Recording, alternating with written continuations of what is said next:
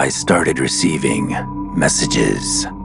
You know how sometimes you get a text from an unknown number that just says, "Hi." I block them, but sooner or later that same hi pops up from another number, and I block that one. Well, this started out like that, only the first message wasn't hi. It was, "We are not dead." They claimed to be using a future technology to send messages back in time, a warning of the world to come. The Horror Eternal presents We Are Not Dead. Chapter 10, The Blood Between Us.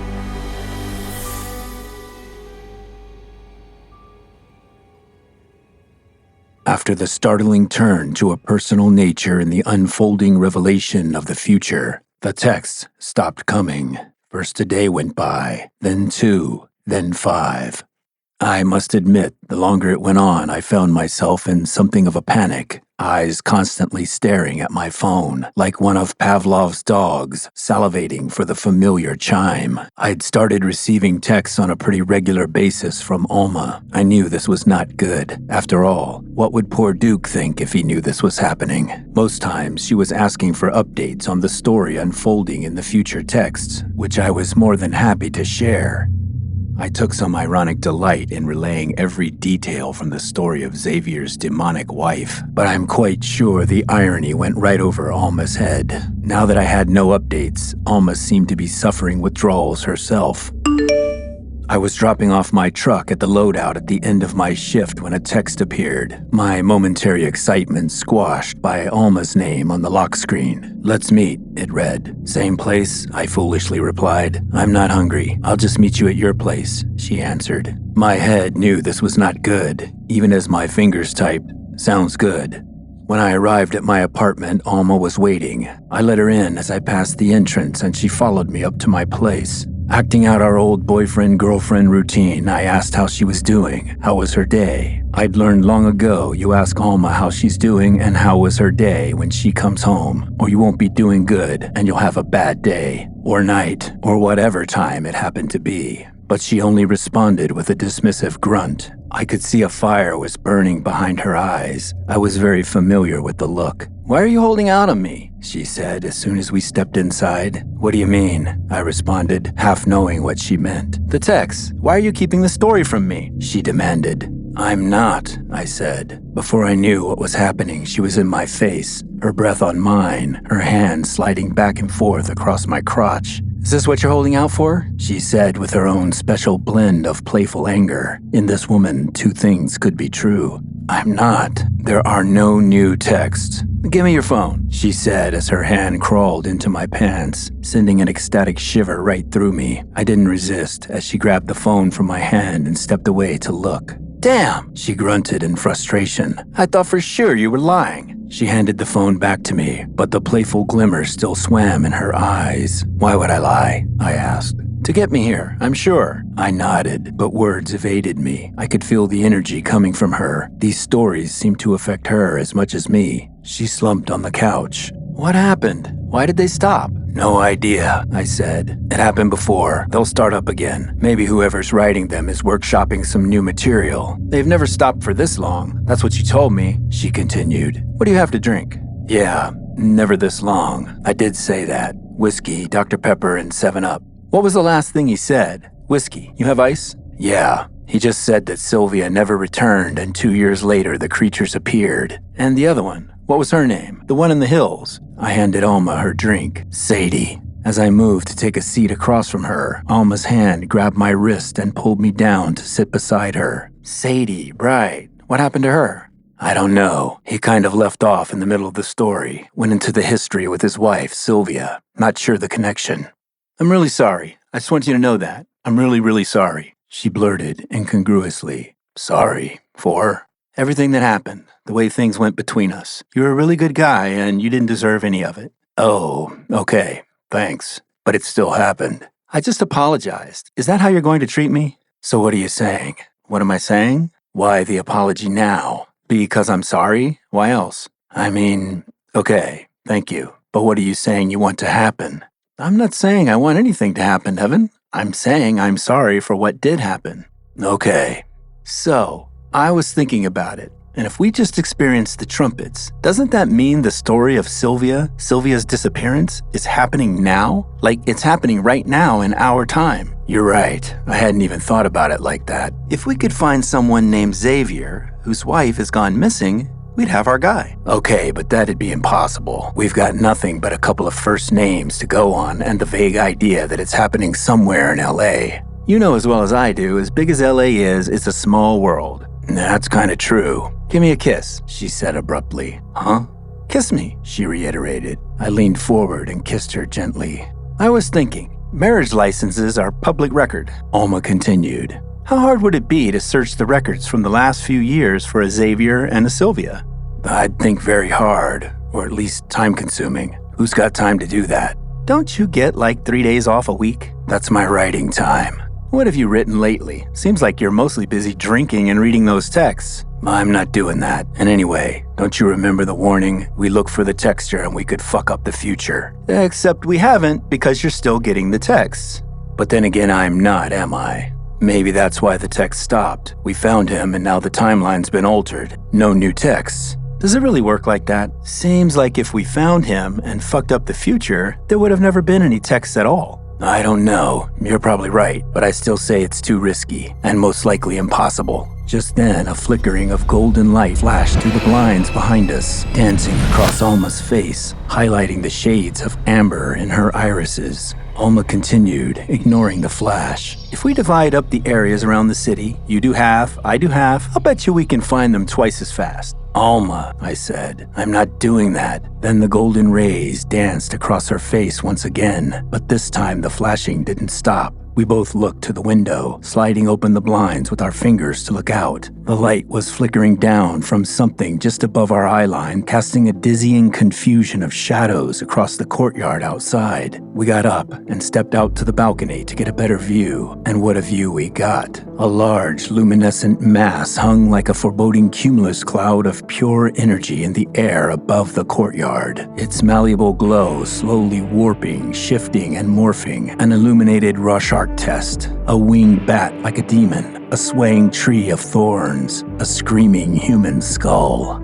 I heard Alma's voice in my ear, rough, dry. What is it? I looked down to her face, her attention focused on the object, its seductive flutter in her eyes. And then I saw something like a twisted stream of smoke rise up from her eyes, flowing up through the thirsty night air toward the thing in the sky. Instinctively, I drew my face down to hers to block the light, placing my lips on her soft flower petals. She was receptive. The embrace was long and passionate. I placed my hand on her hip and guided her back through the entrance and closed the door behind us. Our embrace melted to the floor and we became a fluid mass of lovemaking in the mad flash and flicker of the light through the blinds. I drew my head up for a moment to check her eyes. They were dark again, nothing seeping out, only her natural fire smoldering inside. She was safe. Slowly, the light faded. In the intensity of the act, I didn't notice the exact moment it was gone, replaced by the imposter glow of my end-table lamp. At the sound of the chime, both our heads snapped to from the maws of ecstasy. I was instantly on my feet, reaching around for the phone. Is that him? Alma yelped. My own pleading eyes found the banner as the lock screen lit up. Pay dirt. Holy shit, it is, I announced. Alma's breath made a sharp, sucking sound. You better not be fucking with me, she hissed. No, for real. Get over here. Let's read it, I said as I slumped onto the couch. Alma sprung up onto the cushion next to me, and we watched with bated breath as I opened up the text message. Dear reader from the past, it read, I must report to you that somewhere in the course of the last few texts I sent, I began to feel a kind of dizziness, followed by a puzzling phenomenon in which whole moments in my memory of the horrible time with Sylvia and her subsequent disappearance have become unclear, fuzzy, out of focus, losing cohesion like a dream on waking, we read. Then another text announced itself. I can read the words I have texted you, very clear descriptions of a time and place specific incidents, but the memories drawn out by those words are confusing, distant. Some even appear to be non-existent. It's unclear to me if I would even be aware had I not decided to tell the story. I'm unsure if I'm just unwell. There are viruses, aliens, strange, with effects on the mind and body never seen before, that have been running through the population in my time, or if something is truly wrong. But I must impress upon you once more the importance of not trying to locate my identity or whereabouts in your time, as it could have disastrous implications to what we are trying to achieve here. Previously, I hadn't thought it through to this extent, but you should also take care that a threat may seek you out. After all, if you are receiving these texts, it's entirely possible someone else, a bad actor, could be as well, feeding information back in time to thwart my efforts.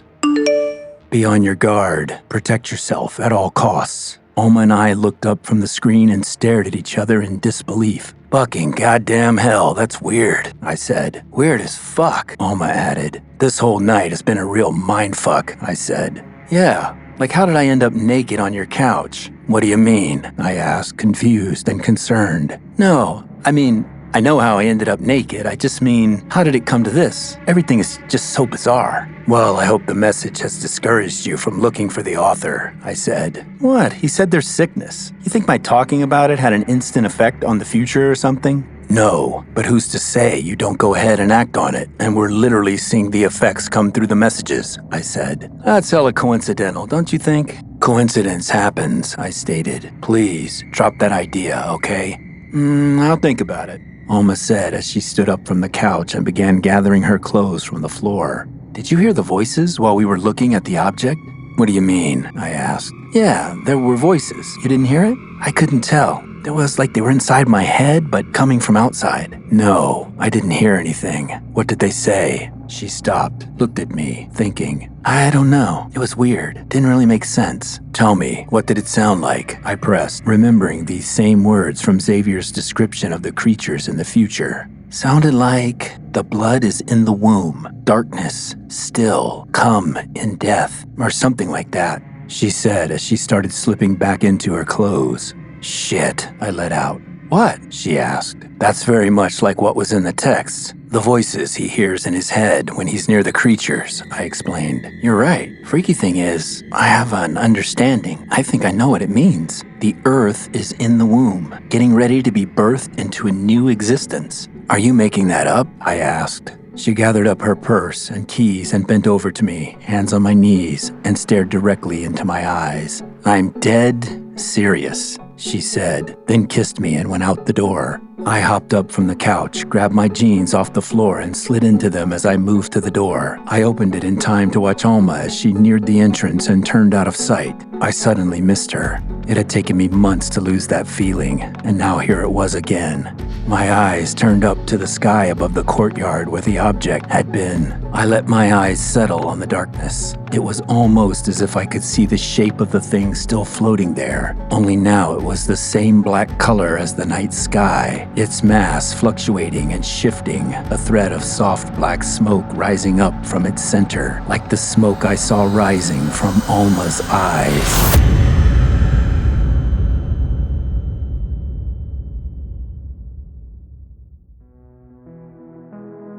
If you have enjoyed this program, please like, review, and share. Spread the word. Help us build an audience to change the future. The Horror Eternal presents We Are Not Dead. Written, produced, and performed by Roy Burdine. Sound design and mix by Mark Labib. The Horror Eternal and We Are Not Dead are copyright 2026 Roy Burdine. This has been a Spiral Opus audio production. Also from Spiral Opus, don't miss Mindraker, Background Anger, the story of a psychic assassin on a mission from God. Season 1 available on Apple Podcasts, Spotify, and everywhere you get your podcasts. Monster Forge. We make monsters.